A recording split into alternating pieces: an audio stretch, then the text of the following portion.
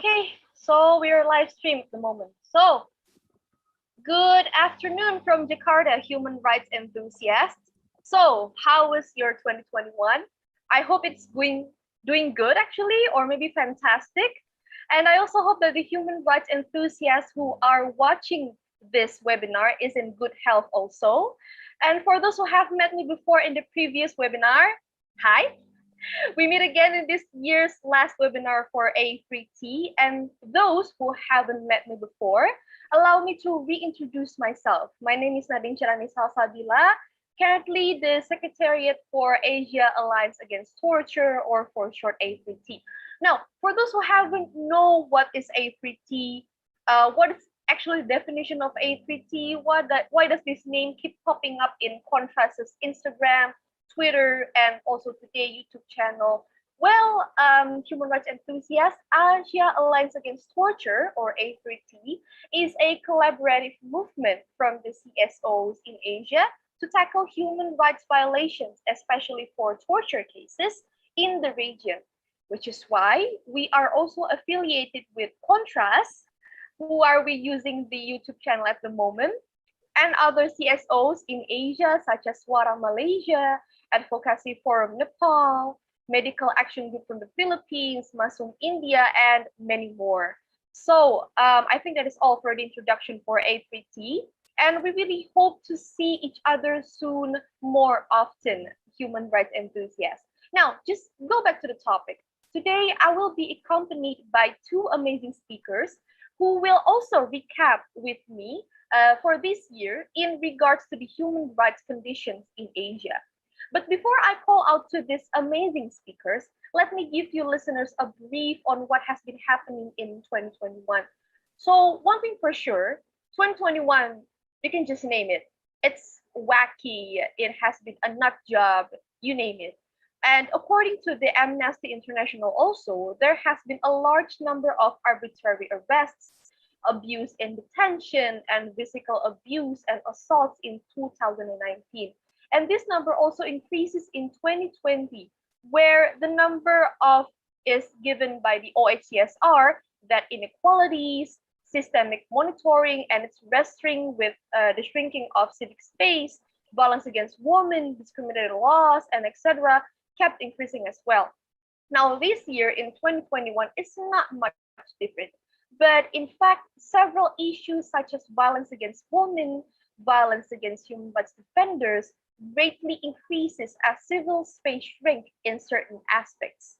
Now, same goes also for the border security forces from several countries to implement force, violence towards armless citizens in many areas in Asia. The 10th December of 2021 remarks it is the 73rd year of commemoration to the International Human Rights Day. Now, this is supposed to be a very happy day because we're remembering that human rights is everyone's rights. We have to have human rights and etc. But nothing really ever changed ever since. Since this is interesting, where the pandemic is supposed to be the momentum where we should just focus to heal many aspects that has affected also larger aspects. But sadly, this momentum is greatly used by perpetrators to act out. So therefore, I'm looking forward to where our discussion will lead us to by our two amazing speakers. And without any further ado, let me just call out the speakers who will be joining me for today for this fruitful discussion. First, I'd like to call Ms. Tirza Listiarani. She is the coordinator of 2030 Youth Force Indonesia. Hello, Ms. Tirza. Maybe I could just call you Sasa. Is that okay? Hi, Ms. Sasa. Hi, Sharani. Hi, everyone. Should I introduce myself? Yeah? Yeah, sure. Okay. And you should just also introduce what is actually 2030 Youth Force Indonesia. Okay, so hello everyone, my name is Tirza, but you can call me Sasa in short. I am a coordinator of 2030 Youth Force Indonesia and also the director of project that Youth Force is currently holding. It's a Power to Youth program. What is Power to Youth? Probably I can tell about it later, but 2030 Youth Force is a youth-led networking the Asia Pacific, where we move young people to be more participative in issues of sustainable development goals, whatever the issues is, including gender equality as well. Also, in Indonesia, we also specify in the issues of child marriage. So yeah, I think that's 2030 Force Indonesia and about me. Oh, I'm still muted. Okay, thank you. Thank you very much, Sasa or Miss Tirza, to be a tutor. Thank you very much for your introduction and also your introduction for 2030 Youth Force Indonesia. We will discuss a lot more about maybe child marriage and gender-based violence later in our discussion. And second, I would like to also invite our Raid from Advocacy Forum Nepal. So please tell us about yourself and also Advocacy Forum from Nepal. Yes, Nadine. Hello, everyone. I'm Om from Advocacy Forum Nepal. Advocacy Forum was established in 2001 by a group of lawyers when there was armed conflict in Nepal and the state of emergency was there and a lot of violence was there. So we have been working on prevention of torture. We visit to detention centers, document their cases, and we fight cases against the perpetrators. And we organize trainings, discussion meetings with the stakeholders of criminal justice system, and we have been working with the conflict victims also for a long time. Thank you. Okay. Okay, thank you very much for introduction. But probably you can also fix maybe your microphone because it's not really audible. Your Bluetooth. Yeah. Okay. We're looking forward to our discussion in regards to human rights violation in Asia in 2021. As well, I've also stated before that he is a part of the CSO where he also advocates torture issues in Nepal. Okay. Okay. Is your Bluetooth connection ready? Yeah. Am I audible? Okay. Yeah. Yeah, it's very audible now. Okay. Okay, let's jump into the first or the opening question first. This is a very juicy opening. What is actually, maybe I could just give this platform to first. What is actually happening in your country in terms of human rights issues? And what is the certain trend among those issues? Maybe can respond to this first. Thank you, Nadine, for this opportunity and for this question also. And in Nepal's case, especially while talking about the human rights violation, especially the security forces are involved in human rights violation cases, and those who are detained in the police custodies and in child correction homes also in prisons, they are much vulnerable because we have found that people who are economically downtrodden and they are illiterate they are from the marginalized communities. They are more vulnerable, and they are arrested and they are detained and they are tortured.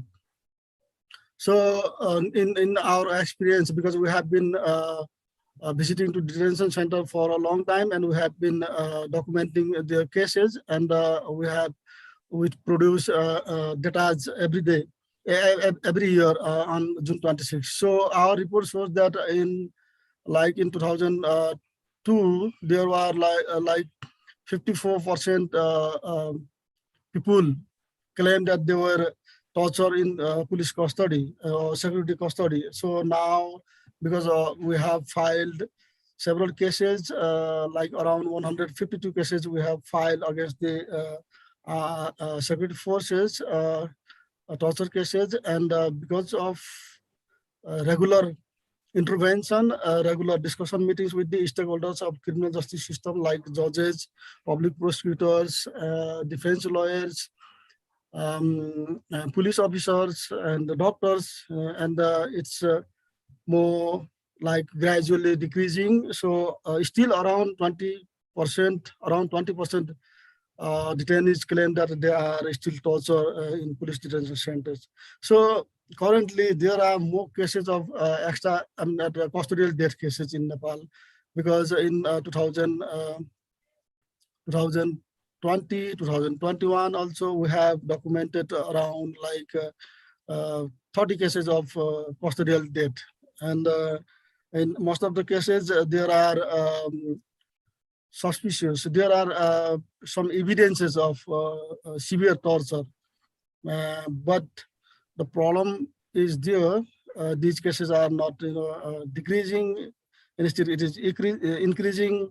And instead of lobby and advocacy, try to file first information report, but they are not solved yet. So that is a big problem, big challenge in Nepal, because people, suspects, especially suspects who are arrested and detained, they are, dying in the custodies in suspicious manner.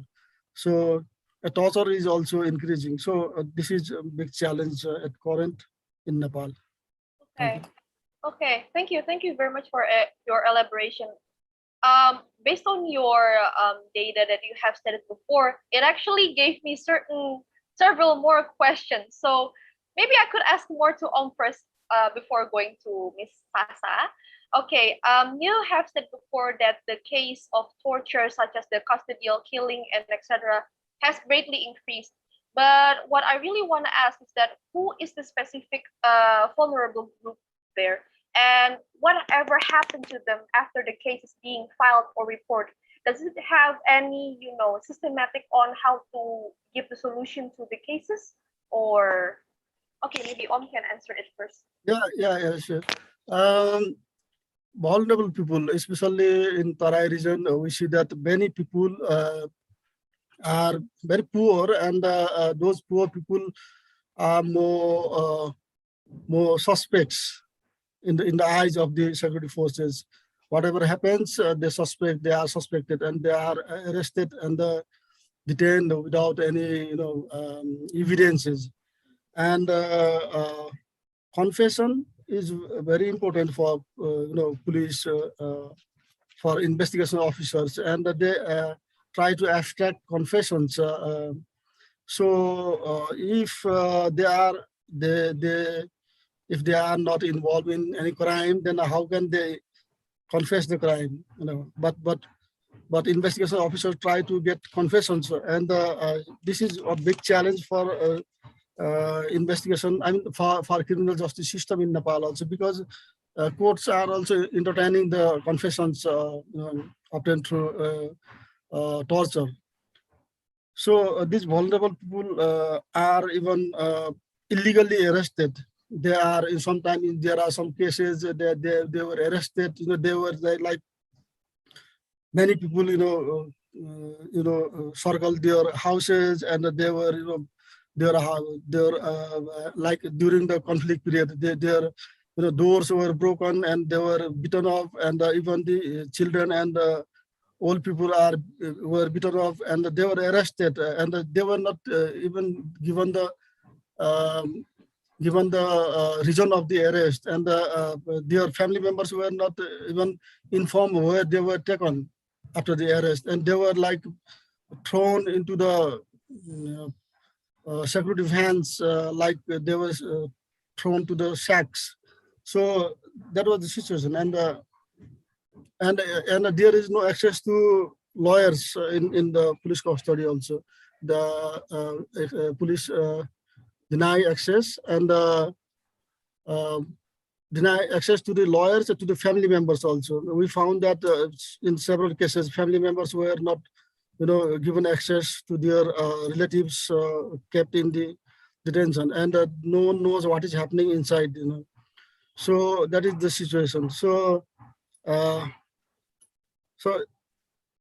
it's a big challenge, because if someone's liberty is curtailed, and no access is given to the family members and to the lawyers, then no one knows, and evidences are evidences of torture or illegal detention are under the custody of the security forces. They don't want to give it to anyone. So there are some allegations also, like there were some they arrest some people, illegally, and they detain for several days, and during that time they interrogate and they torture, and their record is not kept in the record file, and like after 2 days, 3 days, if they were found innocent, or there were sufficient evidences that they were innocent, and there were no clues or no evidences against them, they were like released. So without records. So that is the situation. So the security of the detainees is a big challenge, and for it, especially after the torture and enforced disappearance cases were criminalized in 2017 with 2017 August, with an effect from 2018 August. Then these cases became State Cases Act, because state will handle, or state authorities will handle these cases.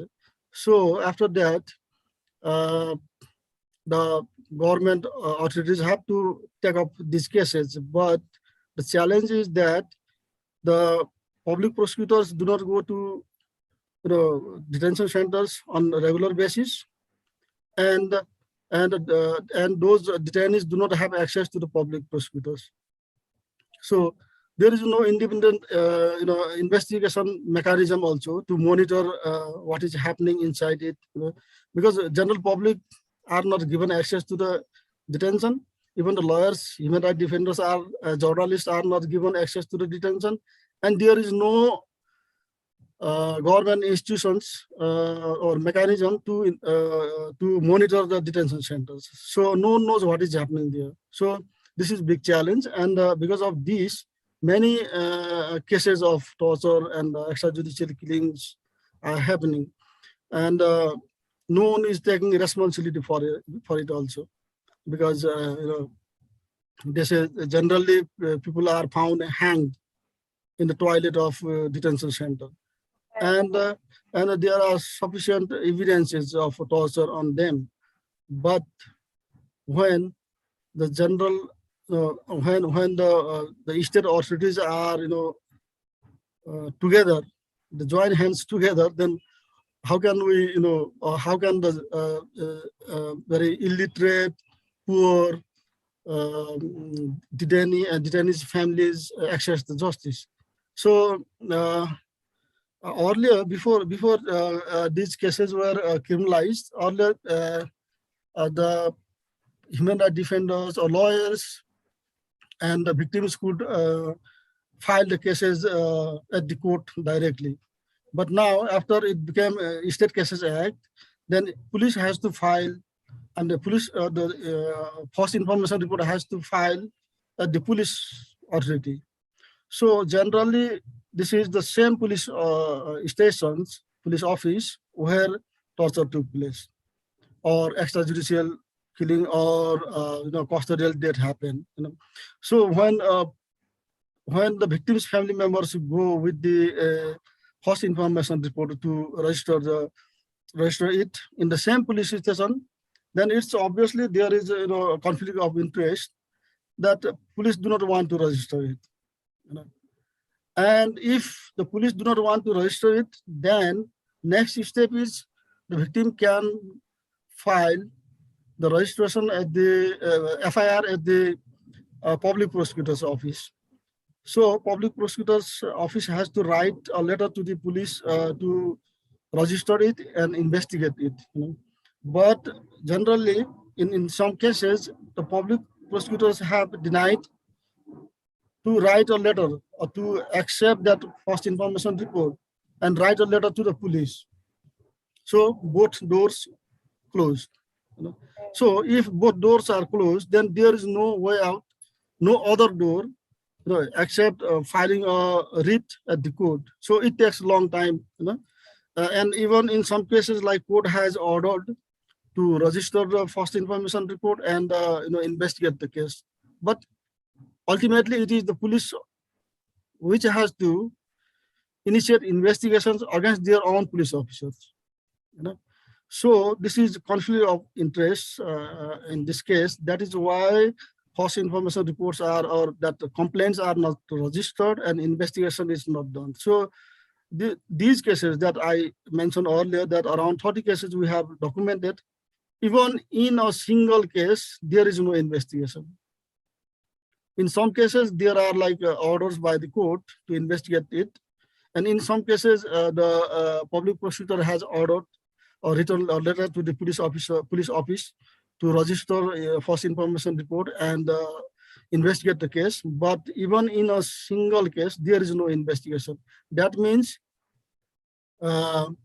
justice for victim or justice for those who died, a truth for the family members, it's denied. So this is general problem that Nepali, the victims and that the victims of custodial death and torture and their family members are facing in Nepal. Yeah. Okay.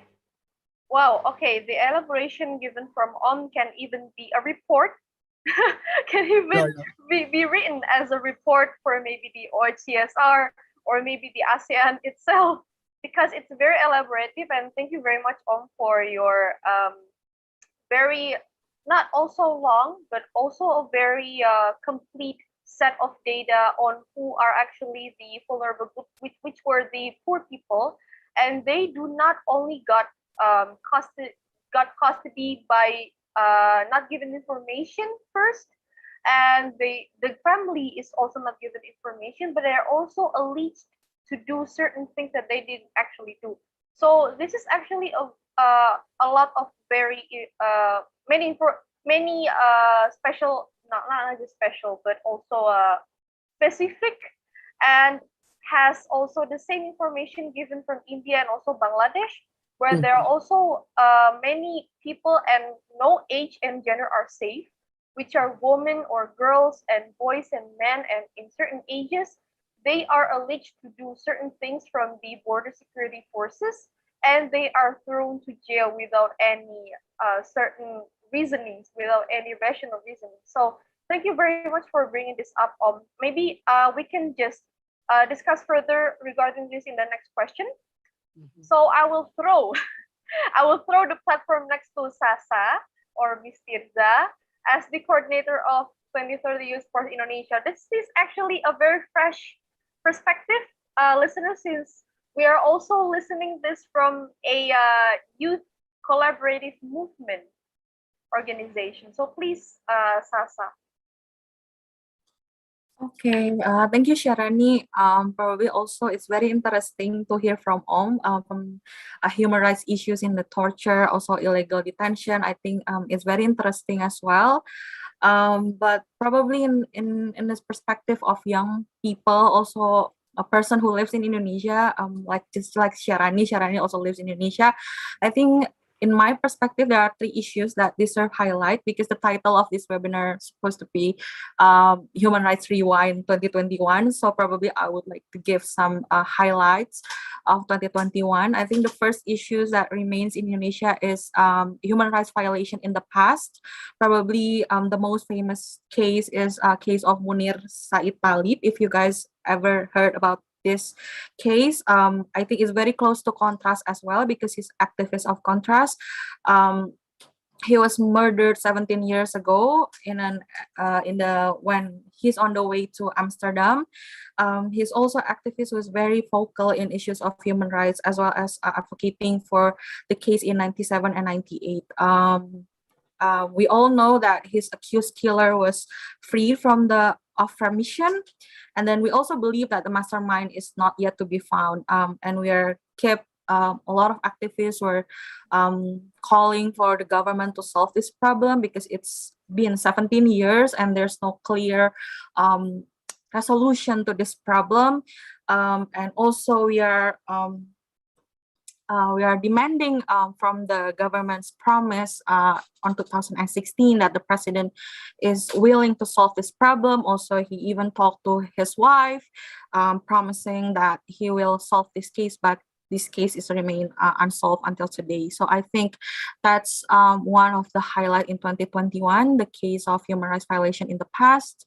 Also, it's very interesting because Sharani mentioned about civic space that is shrinking. I think that's also the trend in 2021. Unfortunately, our space is shrinking, although I think 2020 and 2021 is very convenient for young people because everything is becoming digitalized. Like we met on Zoom and we have a lot of access to social media, but then it's very pity that we have the civic space that is shrinking. Probably we all know about the Electronic Information and Transaction Law. In Indonesia, we call it UU ITE. I think last year's case, what draws the public more is about Raffio Patra. He's a young person also who is very vocal in criticizing the government about how the government runs the country. And also this year we have young women who is complaining about the skin irritation. If you ever heard about that case, she is complaining about a bad treatment from one clinic in Indonesia, and she was accused and was brought to the trial because of that. I think it's also limiting our freedom of expressions, and it shows that our civic space is shrinking. But the good news is currently this law is on a review stage, and it made to the national legislation program by the legislative bodies. So we have to keep following it up because there's a lot of chapters within that law that should be fixed because there's a lot of multi-interpretation within that laws that potentially criminalize the victims. That's about civic space that is shrinking. Also, we heard a lot of case especially in Papua, because there's a lot of people who is giving their opinions or giving their expressions on what the government have done to them, but then they're being prisonized because of that. So I think that's also becoming a problem in Indonesia.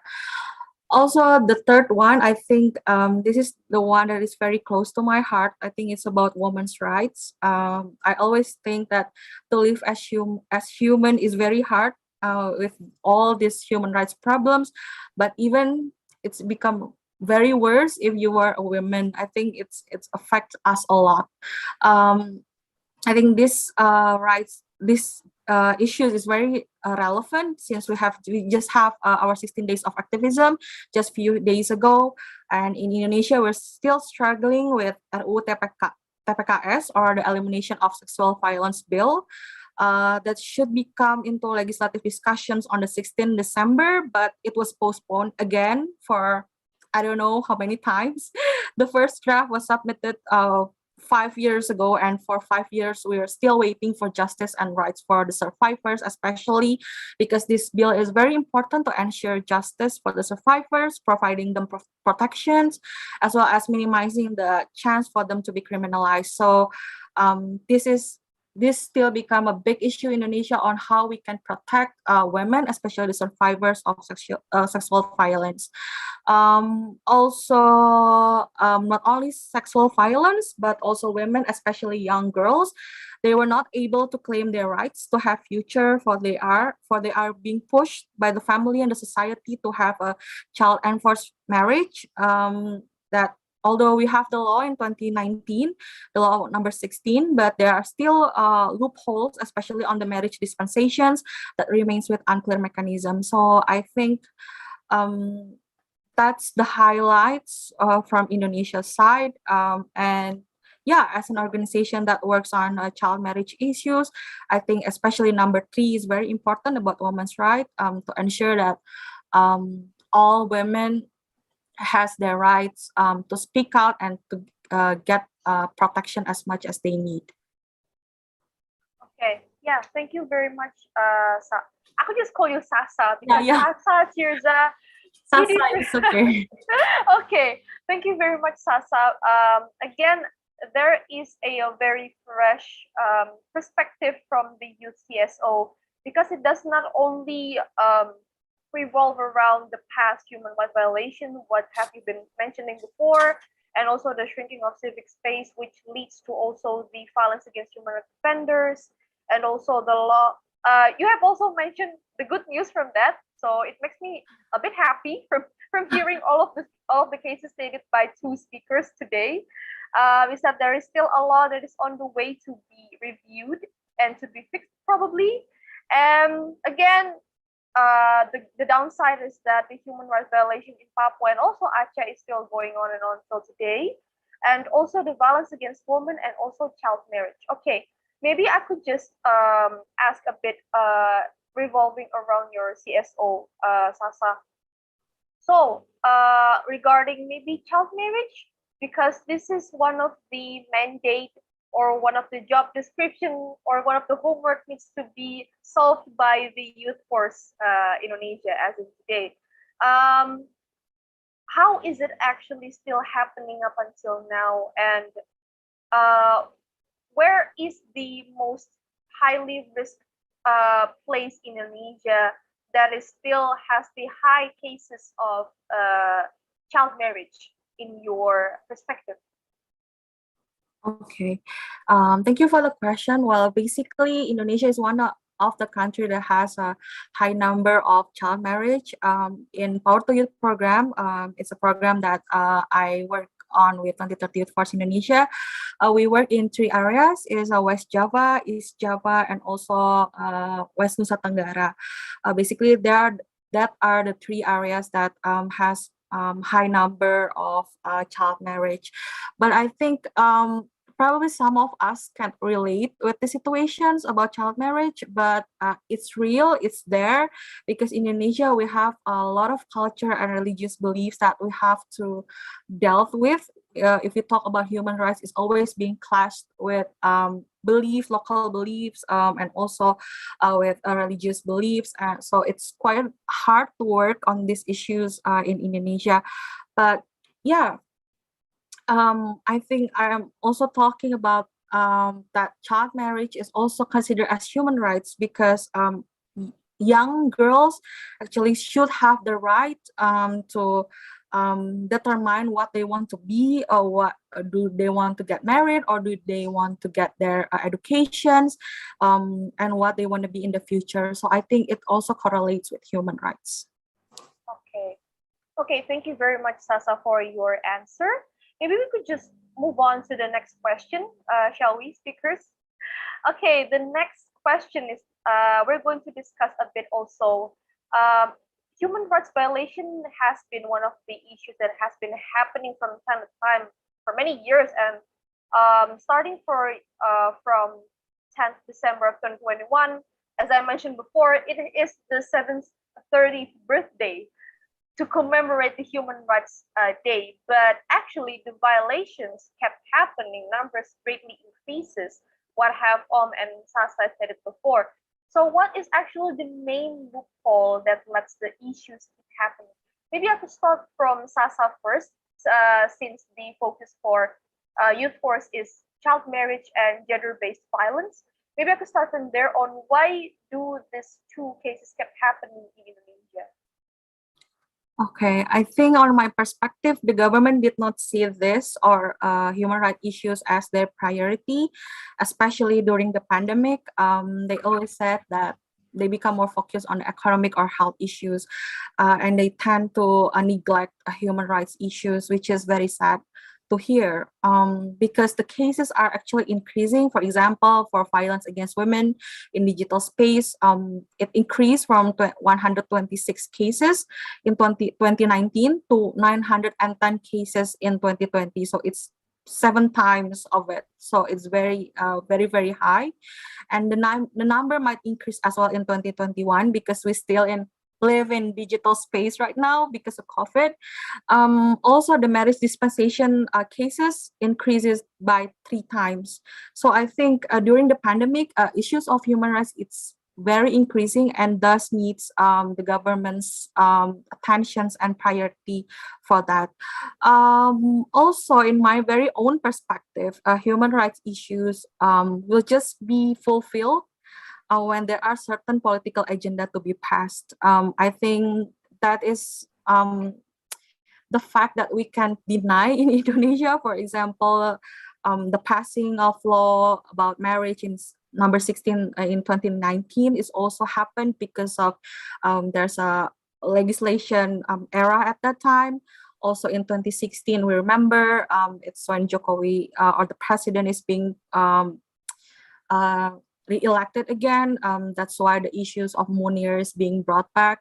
So yeah, I think the issues of human rights is not the focus of the government, and when they start to talk about it, then probably there's some political agenda behind it. So it's very sad to hear, but in a sense, that's what happened in our country. So yeah. Okay. Yeah, I do agree when you told me that human rights, sadly, ironically, is not the priority. It's not prioritized by the government since at the moment, even when the pandemic, the government focuses on health and economic issues. Since we can also see this in the news, in maybe BBC or local news that since I'm also Indonesian, so I read also local news. Sadly, there are only news regarding on how the Indonesia is going to give solutions to increase the GDP, and also where the hospitals that needs to be facilitated more, and etc. But there are no certain concrete news regarding on how do we solve human rights issues, where news around Indonesia is only focusing on, oh, there is a gender-based violence here, here, here. Oh, there is a certain perpetrator that has been going on in this local area.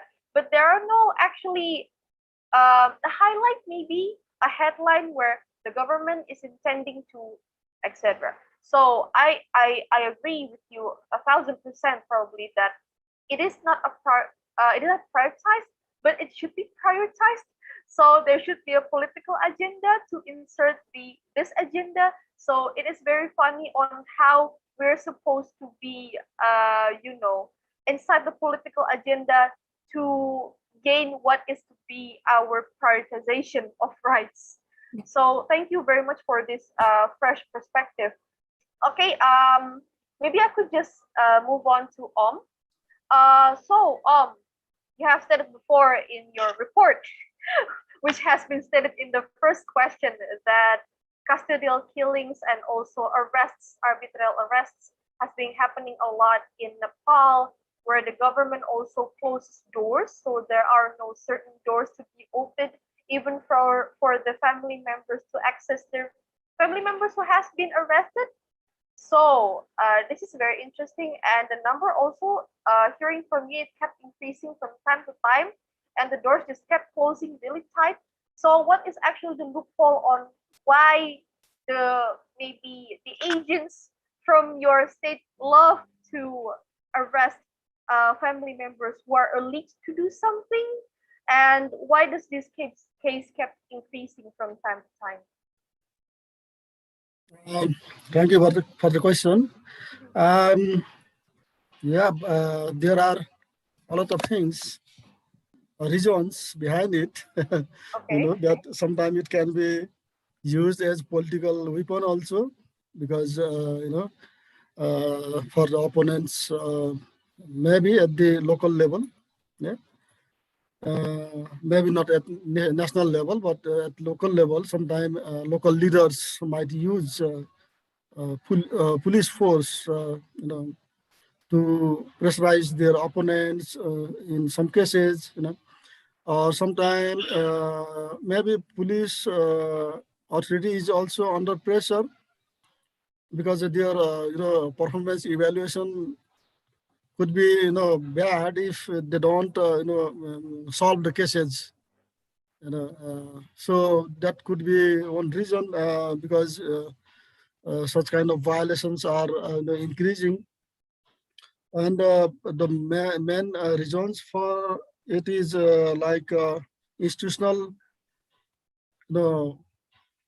reform is needed, legal reform is needed, but those things are not in place, because the criminal code said that torture and enforced disappearance is, State Cases Act. It's a criminal offense, and it's State Cases Act, and state will, handle these cases. But provision is there, but mechanism is not there.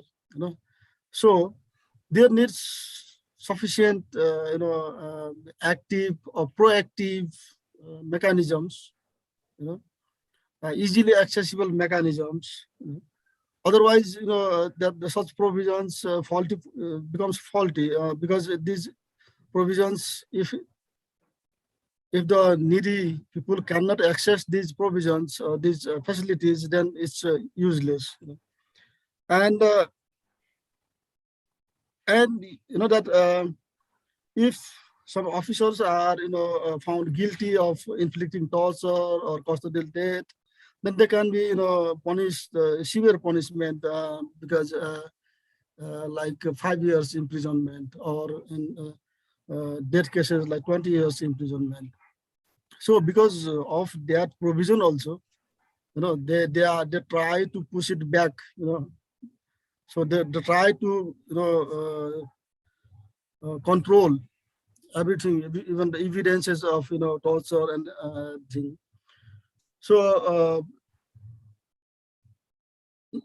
that institutional reform is not in place. That is why such things are happening. And there are like command responsibility is there. The commander must be responsible for it.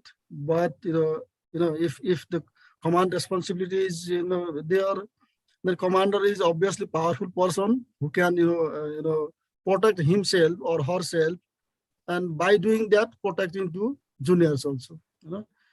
So that is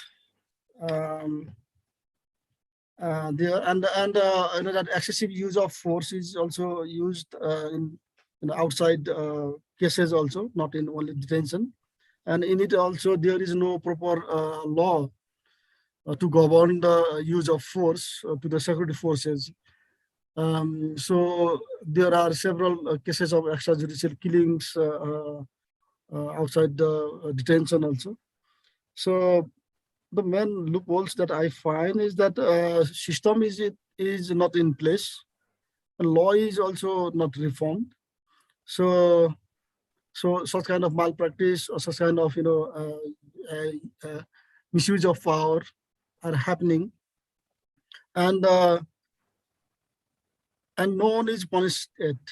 After this law or criminal code was promulgated, till now more than like 2,000 cases of extrajudicial killing are happening, but no case is investigated and no one is punished.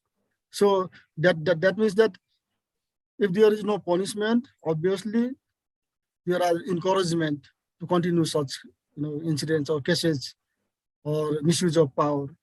So so there is need to have a lot of discussions and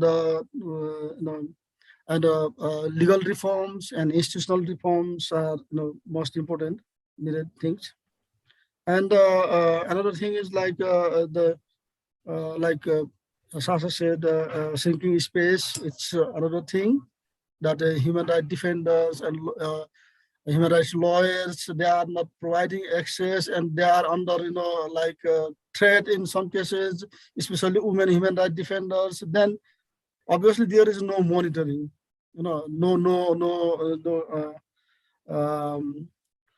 monitoring by the human rights defenders. And during the COVID also, that COVID also is another reason. Because of that, people could not visit detention centers to visit, monitor the demonstrations, use of force. That is also another reason. And next thing is that training. Police officers must be given. They are law enforcement agency, and then they need to enforce law, but they need to be trained on it. So trained law enforcement agency must be there, and they must be provided equipments, new technologies, new trainings, new equipments, so that they can collect evidences independently without forcing the detainees or suspect to confess the crime. So that is lacking. If they don't have that training, they don't have that equipments, and they don't have that sufficient maybe manpower, maybe, and if they don't have like trained investigators, so it's obviously that such crimes happen time and again. And the problem is that in Nepal, same police officer is sometimes seen on the road working as a traffic police. After 2 years or something, he's working in another sector. And so it's not good actually, because if they are trained on a specific issue on a specific field, they can it can be they can become professional. So such kind of professional investigators are needed because of lacking of all these things. Such kind of crimes are happening time and again. Yeah. Okay. Okay. Again, tons of homework to do, since you have mentioned things, institutional deforming, and also illegal arrest is used as political tool by the agents in your state. And also there are actually no specific criminal code and also to handle and solve the issue, and there are no system and mechanism on how to solve the issue. But what I want to maybe question a bit is that the part when you said illegal arrest is used as a political tool. So what do they gain from illegally arrest armless citizen, and also by not informing themselves and also their family to arrest them, and also to the point of alleging them? So what do this state actually gain from this tool you have mentioned before? I mean that political weapon, that is at not national level, but there were discussions on it, and we had interviewed to former Home Ministry also few years back, and he had said that torture is there, and I was also arrested, and I was also tortured, but it's still it's practiced, and there is law, but there was no coordination, cooperation, maybe because coordination among the ministries, maybe that the torture and anti-torture law could not come at that time. So this is this political weapon. Maybe it's I talk in the context of the local settings, where local leaders are there, and they are very powerful, and sometimes they are used by the police also. Sometimes police are used by them also, because that is my experience, and like in some cases, local leaders were facilitating to solve the case on behalf of the police officers, maybe against whom the case was about to file. So they were facilitating, and they were there, and the local leaders were misguiding to the victims also, in some cases. So it's obvious that the political nexus somewhere in the local settings, political nexus is seen on it also. So and another problem is that there is no, I think, coordination, cooperation between the stakeholders of criminal justice system, like judges, public prosecutors, defense lawyers, and police officers. And sometimes there is mistrust also among them, like police officers do not want to let suspect and his or her lawyer separately. They say that the lawyer will teach or different techniques or different versions of stories will be created, and the investigation will be misguided. That is mistrust among them, and public prosecutors has to play dynamic role, but public prosecutors are just busy on they are very much busy. They don't have space in their offices, also much space also, and there are allegations that police officers prepare statements in the police office and take the detainee to the public prosecutor's office and get just signed from the public prosecutors. They don't, but actually the statement has to be taken by the public prosecutor.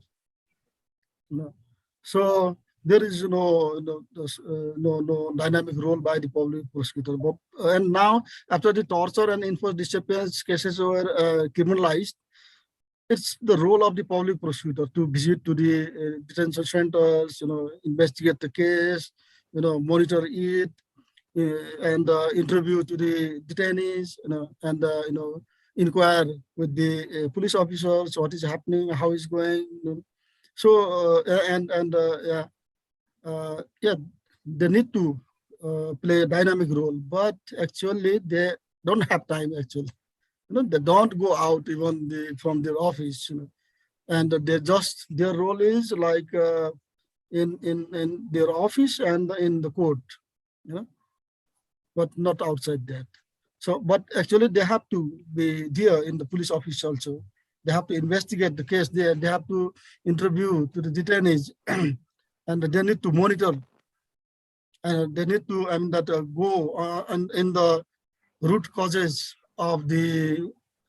They need to try to find out the, evidences of any crime against anyone, like against the alleged person.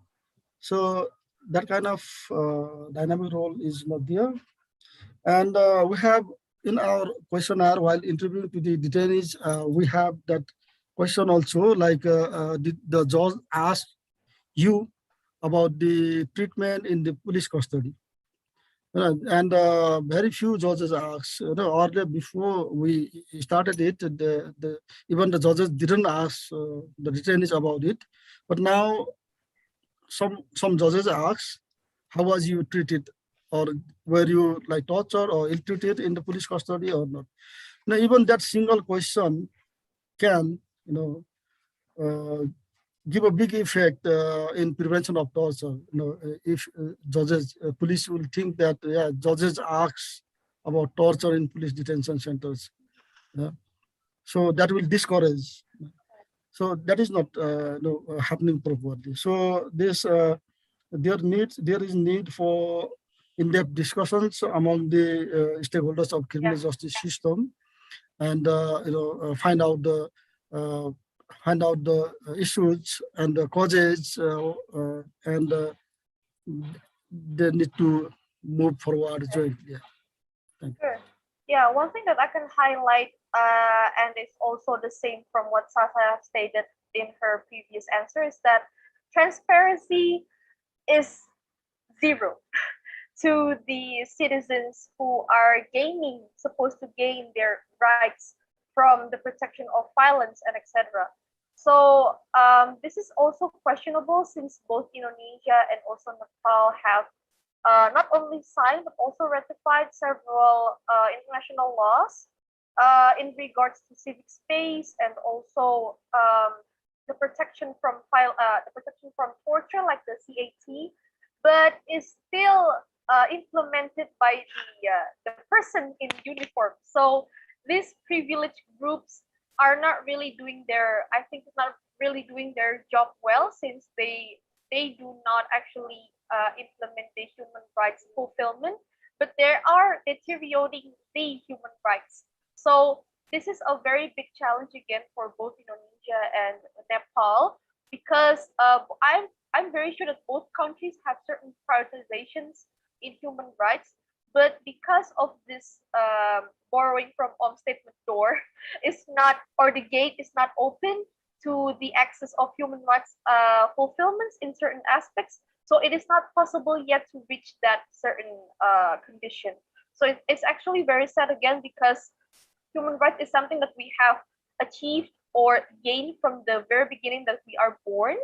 But actually, this freedom of expression, freedom to do things, certain things that we're supposed to maybe increase our creativity and etc., is not really gained because of these people in uniforms. So this discussion is really getting interesting, actually, because in my notebook at the moment is filled by the new data I've gained from Sasa and Om. So maybe we could just also jump into the next question. Sorry. I want to interrupt that. You said that people in uniform. Yeah, I want to share my experience with Okay, that sure. in a meeting Thing. that yesterday I had a meeting with Minister for Internal Affairs and Law Okay. from Sudur Paschim province, and during our discussions that we were discussing a lot about the Provincial Police Act and independent investigative mechanisms and transparency and many other things in short meeting. And she said she shared her experience that when the people in uniform, they become civilian, you know, then they talk about this transparency and investigation and other things. When they are in power, they protect it. They don't want. That is our Okay. experience, and that is my experience also while working with the officers. When they are in service, then they don't want any reform on it. Wow. When they are retired, then they say that, oh, yeah, it must be there. It must be investigated, and some investigation mechanism must be there, and strong, you know, and allegations against the officers must be investigated properly, and if they are found guilty, then they must be prosecuted, and they must be punished like that. When they are in power, but they don't talk about it. When they are retired, then talk it. That is that minister's experience, and that is my experience also. Wow. So yeah, while they are in power, they have to work on it, to reform it. But when they are in power, they don't want to reform it. But when they are retired, then they want to reform it. No, there are some high level officers are also there. They are working as consultants also. Okay. But what did they do? Now they have a lot of, they come up with a lot of recommendations for reform. But when they were in power, then what did they do? So that is a problem, challenge, a kind of challenge for Your institutions. story can be brought up to maybe a novel or movie, because it's very funny to me to hear that from directly from you. Okay. Yeah, that is actually maybe an extra plus data. Listeners or human rights enthusiasts who are watching this, please take note and make statement as a movie. Okay. Okay. Next question. Now, and Sasa here have elaborated the cases that has been happening in 2021, the loopholes on why does it keep happening for 73 years since the first commemoration of Human Rights Day. Now, what does this CSO have done in order to minimize the potential of human rights violation issues in their country? Maybe I can start off from first, since he is the executive director of Advocacy Forum Nepal. So what are the advocacy programs that has been done by your CSOs, and has it been effective, or because of the privileged groups that it is also a dead end? Maybe you can just tell us the answer. Thank you for the question. We have been mainly like human rights organizations are like watchdogs. Yeah, they they monitor and they are watchdogs. And when something wrong happens, they raise voices against it on behalf of the victims. So advocacy forum is also documenting cases of human rights violations. Um, I have already said that during these times, in short period, like around 30 cases of custodial death happened in Nepal, and it's like a kind of trend of custodial death is happening, and in no case there is no investigation and no prosecution. So like a kind of block is created by the law itself, because the law has authorized police authority to investigate the case against the police authority. So that is why they don't want to register complaints, and they don't want to investigate the cases. So this is big challenge, and it's blocking the way for the justice for the victims. So we have been documenting these cases, and we have been trying to register the cases. But in most of the cases, they, I mean, in all cases, they deny to register the case, and in some cases they have like settled outside the court. By using the local leaders. I have already said that local leaders are very much used by police officers in such cases. Sometimes there maybe they have formed investigation team, and involving local leaders, and and that investigation team gives a kind of report, and they pressurize to the victims' family members to settle the case, and they provide monetary compensation to the victims' families, and they settle the case. And the victims' family become, actually that is not settlement, but that is like the victims' family members become hostile. They don't want to go for legal proceedings. They don't want to file first information report, or they want to withdraw first information report, or in some cases they want to go for legal proceedings, but there is no way out because no investigation is conducted. So it's pending for like many months and years. So what we have doing is like we have been lobbying with the authorities. Actually, we are documenting the cases, and trying to file the first information report at the police office, and if denied, then from the public prosecutor's office. And in some cases, we have filed writs at the court, but still the implementation part is very challenging in Nepal. Even the National Human Rights Commission's recommendation in 20 years, like only 13% recommendations were implemented. Most of the monetary recommendations are implemented, but prosecution and legal action is not recommended. So implementation is much challenging. And then we we are raising the cases, some cases at national and international level also. We are doing that lobby and advocacy meetings with the authorities, so that this problem should be resolved. So we are, we are working with the different international organizations, international networks like Asian Alliance Against Torture, OFAD, Asian Human Rights Commission, and many other international organizations. Because this is a big challenge, a big problem in Nepal, and it must be resolved. So that is what we are currently doing for institutional and legal reform in Nepal. Thank you. Okay.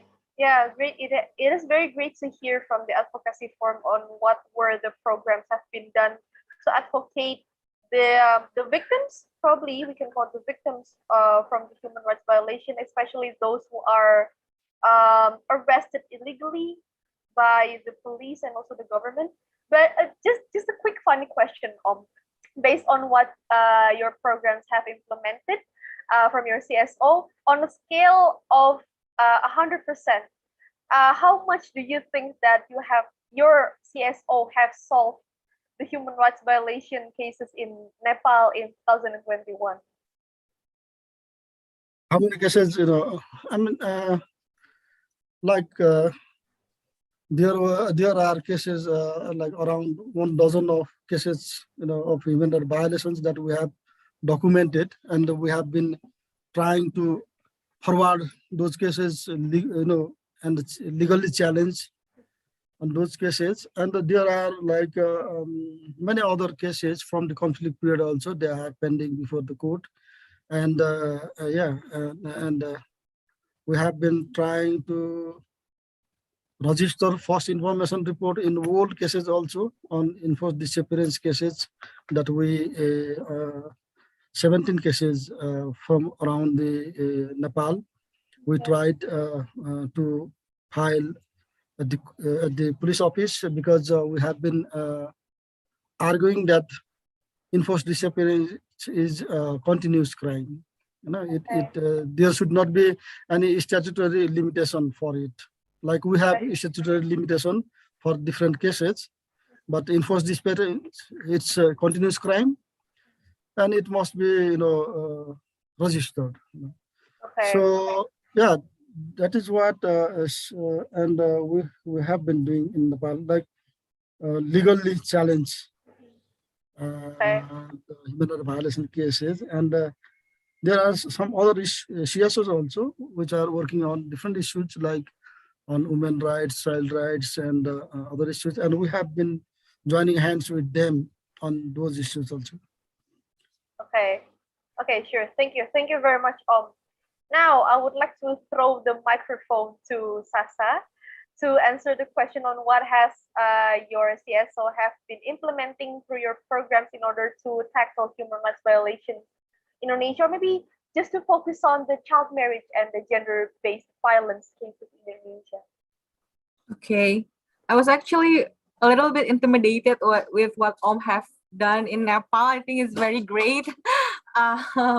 I think as a young person and in 2030 Youth Force Indonesia, what we do in 2021 is that we have created a youth town hall where we bridge young people with the government. So we met them both in one platform, and that we as young people, we create several policy recommendations based on SDGs pillars, as well as including the issues of child marriage on the social pillar.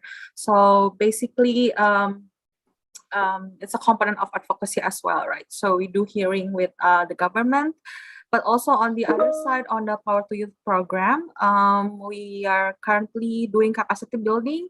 I think because advocacy is a work that we cannot do alone, we have to bring as much as people as we can.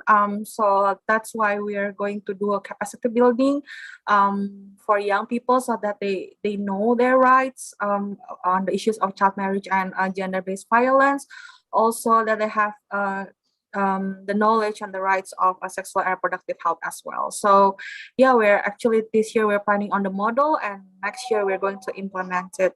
So hopefully more young people are able to claim their civic rights, especially on the issues of child marriage, as well as it's basically general is a civic space rights. Okay, yeah, I'm actually very interested in the program of Youth Town Hall, Sasa. Yeah. Can you please maybe explain to us a bit? You said that it is also included youth participation, meaningful youth participation there, right? Yeah. So, in regards to the previous program, which was the Youth Town Hall you have implemented before with your CSO, were there a lot of enthusiastic youth that is willing to participate in order to also craft policy in regards to gender-based violence and child marriage? Yeah.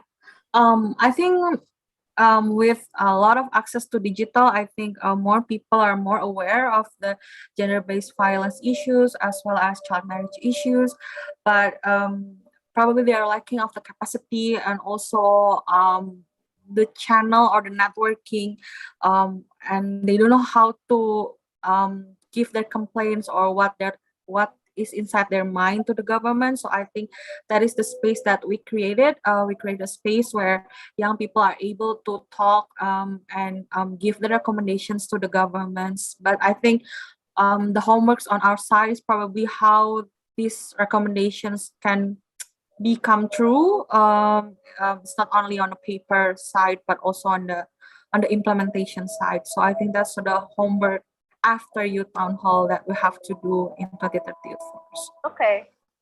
Now, have told his story before regarding maybe people in uniform that has also a red string with him. But Sasa, please give us your most interesting story from the youth participation from your CSO in order to tackle human rights violations in Indonesia, especially to eradicate the child marriage and also gender-based violence. Well, I don't know. I don't have like a specific funny or like specific story, but probably in Indonesia, that the thing that you guys have to know is that it's very hard for young people to be heard by the government because it's a lot of bureaucracy stuff. So yeah, most people in the governments are old people, are adults, and they are very rarely to listen to young people, which that space we are demanding for because we see that young people are the future, young people are the leader of the future, and that's why we should have that space to speak and to be heard, and to be involved in decision making process. So yeah, I think that's the fact about meaningful youth participation. Sorry, Sharni. I don't have That's like okay. at the moment. That's okay. That's actually an eye-widening data from you that Indonesia and also from Nepal, if I'm mistaken, since you have also said that shrinking space in shrinking civic space. So that means that both in Indonesia and in Nepal and probably in tons of countries in Asia do not really have the access for youth to actually join the policymakers, the decision makers, to also craft the policy. Since what I've seen that youth has a fresh ideas, fresh perspective on how the country, how the state should deal with human rights violations. Like have said before that there are this certain amount of data which has blah blah blah blah blah. Vulnerable groups such as the poor people are the main victims and etc.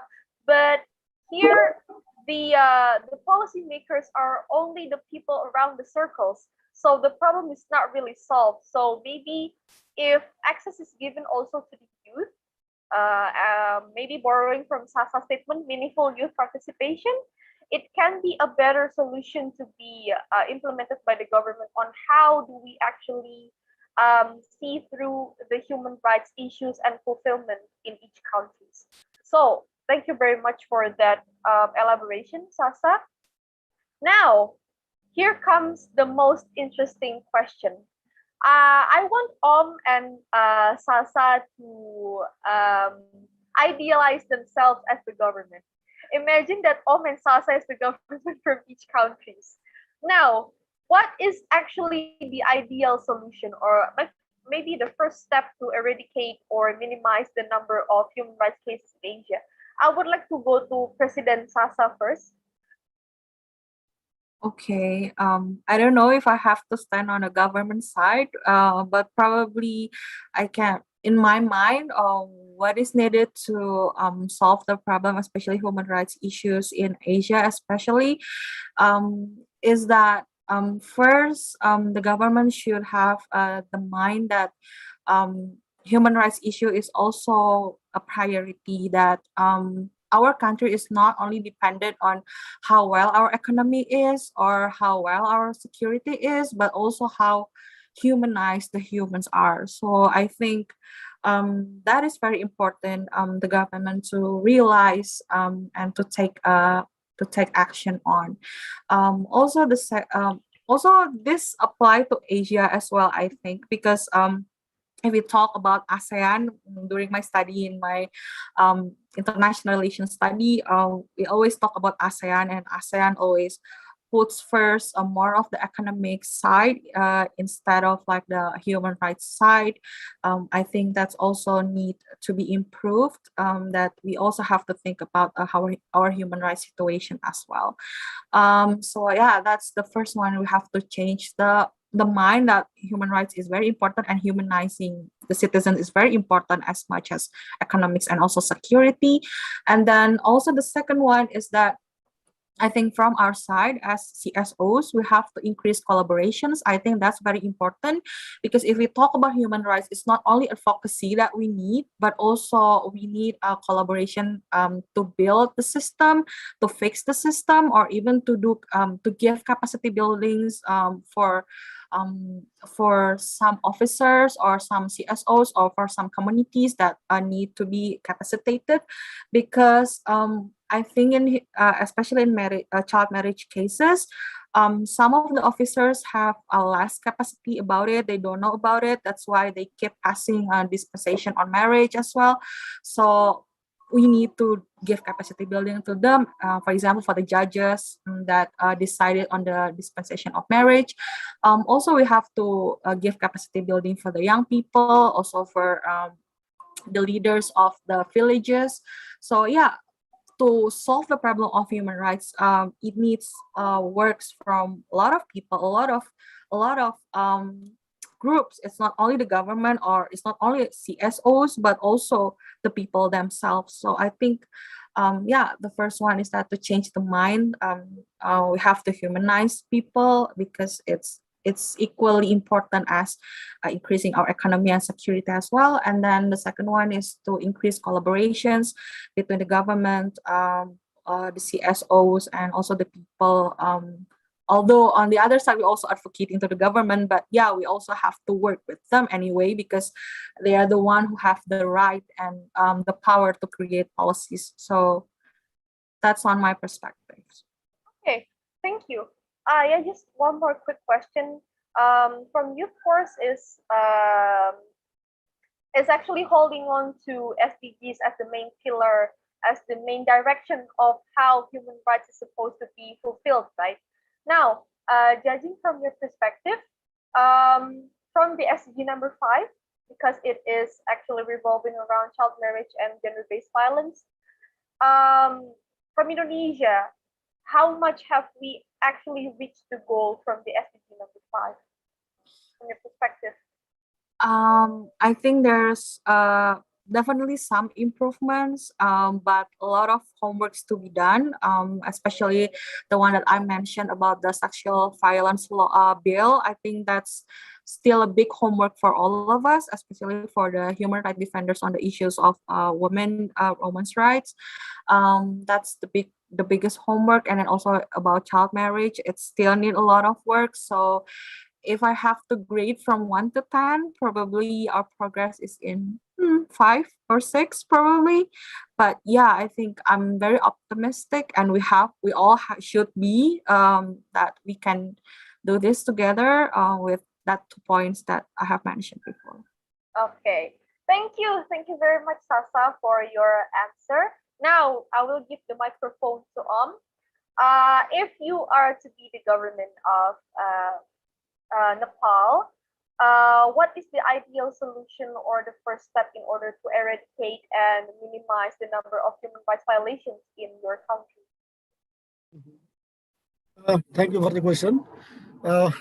Yeah, first that, like Sasa said, economic reform is very important.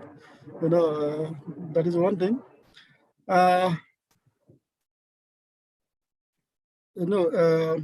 Yeah, like institutional reform and legal reform is very important. Otherwise, these things will remain for forever. Like if we don't reform these things according to the time, according to the change of time. So for it, the civic space for people, for human rights defenders, not only human rights defenders, for all people must be given, so that people can widely write about human rights, so that journalists, report, so that people can talk about it, can discuss more about it, so like exchange the experience with other countries also. So that must be there. And along with legal and institutional reform for the prevention of torture in security forces custody, there is a need of independent investigative mechanism. So now the allegations against the officers are investigated by the police itself. So that in most of countries in Asia do not have independent investigative mechanism.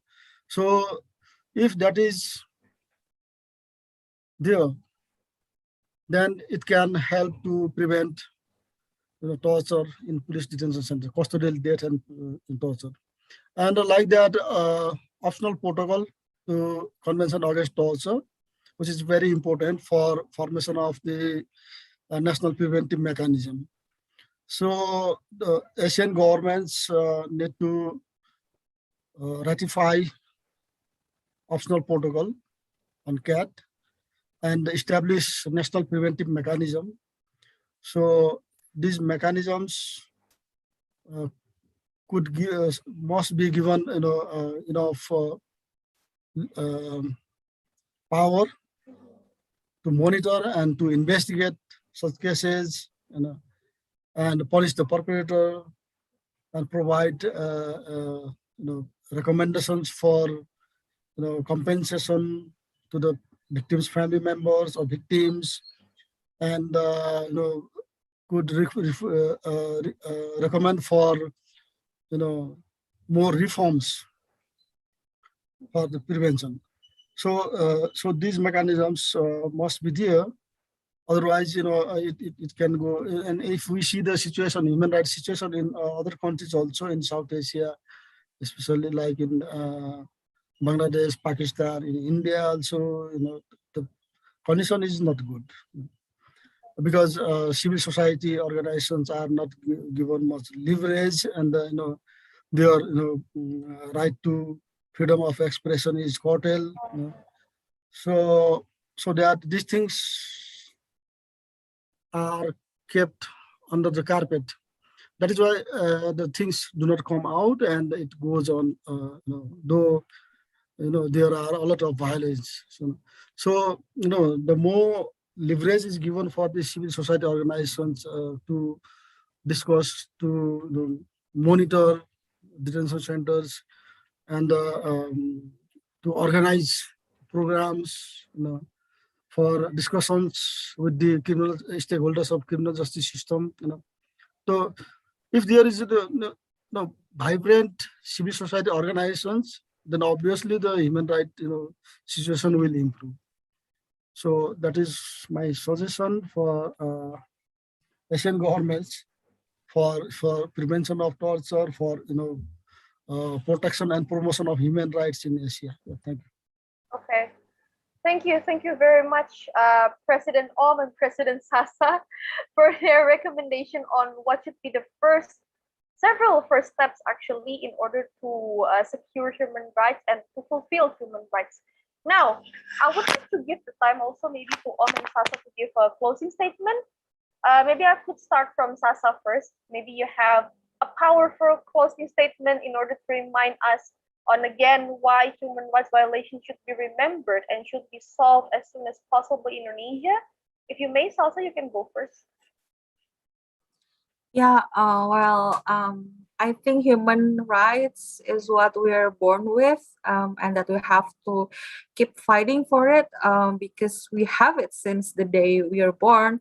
And whoever you are, not only CSOs, but as a person, we have to fight for it and to advocate for it. So yeah, I Thank think that's for me. thank you. Now, next, if you may. Yeah, human rights, like Sasha said, it's born, it's rights from the very beginning of human life. It must not be um, like um, some enjoy more human rights and some enjoy less human rights. It must be equal to all. So even to the poor people, vulnerable group, marginalized group, human rights must be equal. And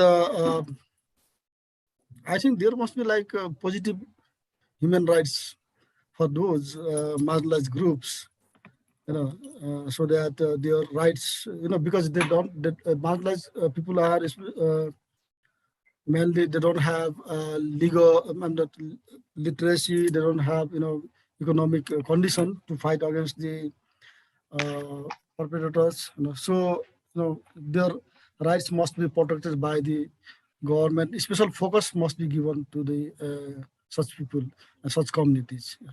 Thank you. Okay, thank you. Thank you very much for the closing statements from our speakers for today's webinar. Now, just to wrap up the entire session of the webinar, I would like also to give the closing statement.